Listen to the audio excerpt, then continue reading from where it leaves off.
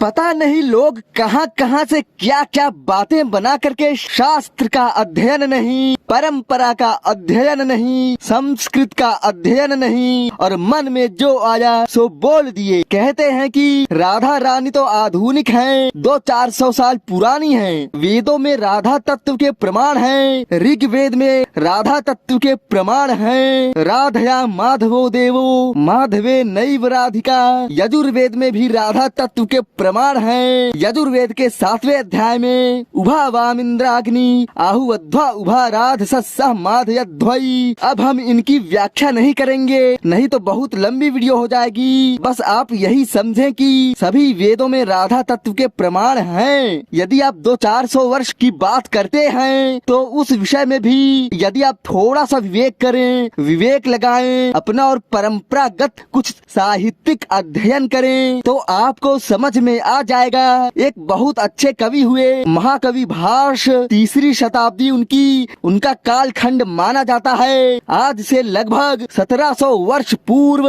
उनका एक ग्रंथ है बाल चरित। उस बाल चरित नाम के ग्रंथ में श्री राधा कृष्ण का वर्णन प्राप्त होता है। आप कहते हैं कि राधा तत्व 300-400 वर्ष पुराना है। यदि 300-400 वर्ष पुरानी है तो 1700 वर्ष पूर्व उनका उल्लेख कैसे मिलता है? विडंबना है। राधा रानी के विषय में ऐसी भ्रांतियों को सुनकर बड़ा हृदय को क्षोभ पहुंचता है। एक ग्रंथ है गाथा सप्तशती। उस गाथा सप्तशती की रचना प्रथम शताब्दी में हुई है, लगभग 1900 से 2000 वर्ष पूर्व। उस गाथा सप्तशती में भी श्री राधा कृष्ण का वर्णन मिलता है। 2000 वर्ष तो ऐसे ही हो गए। और आप विचार करें तो उस गाथा सप्तशती में श्री कृष्ण को कड़ह कह के संबोधित किया गया है। आप कभी उस ग्रंथ को पढ़ें, यशोदा जी को दसोवा कह के संबोधित किया गया है, राधा जी को राहैया कह के संबोधित किया गया है और जो ब्रज वधु हैं उनको बवा बहुई कह के संबोधित किया गया है। ऐतिहासिक ग्रंथों का अध्ययन करते होते तो आज आप लोग ये प्रश्न न करते कि राधा जी तो आधुनिक हैं। वल्लभाचार्य जी को द्वापर के अंत का उनके अनुयायी लोग मानते हैं, पर फिर भी जो ऐतिहासिक जन हैं, इतिहास के जानकार लोग हैं, वे ऐसा कहते हैं कि वल्लभाचार्य जी 12वीं शताब्दी में हुए। लगभग 800 वर्ष पूर्व वल्लभाचार्य जी का एक ग्रंथ है दशश्लोकी।